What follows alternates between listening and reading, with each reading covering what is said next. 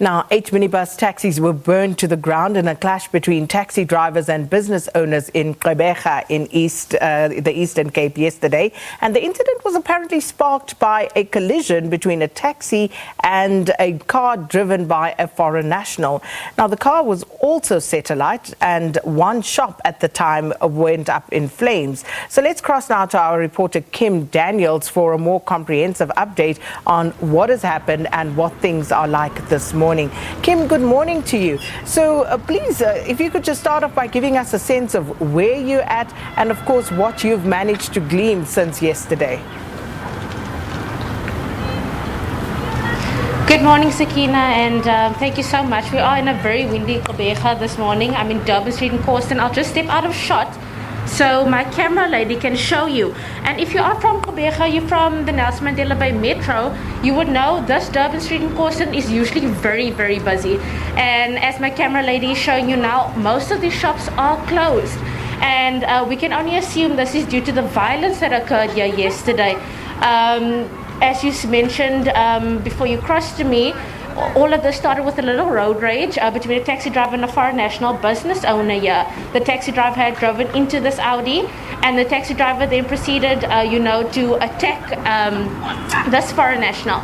The business owners in the area saw and came to his rescue. As the driver of the Audi tried to get away, his car stalled a little ways up the road. The taxi drivers proceeded to follow him. They attacked him again and burnt out his car, and that's how all of this ensued. Late last night, I got reports from police spokesperson Priscilla Naidu, who had told me that 3 shops owned by foreign nationals were burnt out in KwaZulu. 2 of them were in KwaZulu and 1 were in Zwide. She had continued to say, that they are still investigating whether these incidents last night were related to the incidents in Corsten, but we are just waiting for confirmation on that.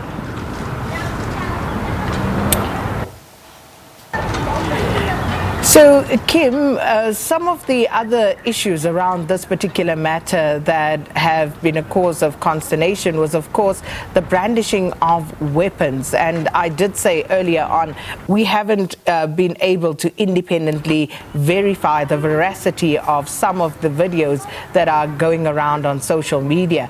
But what do we know about that situation? Do we know whether weapons were brandished, as you say, when other shop owners came to the rescue of the foreign national during that altercation? So a lot of videos had been trending on Twitter and Facebook yesterday about foreign nationals being depicted as wielding weapons. My colleagues yesterday who were on the ground said they did see certain persons carrying weapons, up and down the street. They had also seen, people stoning cars, people burning shops, burning out cars and taxis, as you say. But at this point, I had spoken to the police earlier this morning. No one has been identified, no arrests have been made. Luckily, no one has been injured or harmed or, has died. So we will be continuing to monitor the situation in Gqeberha today. We'll move onwards towards the townships where these petrol bombs had taken place late last night to see what the situation is there. Well, Kim Daniels, will leave it there for now. And that's our reporter in Corsten in Gqeberha in the Eastern Cape.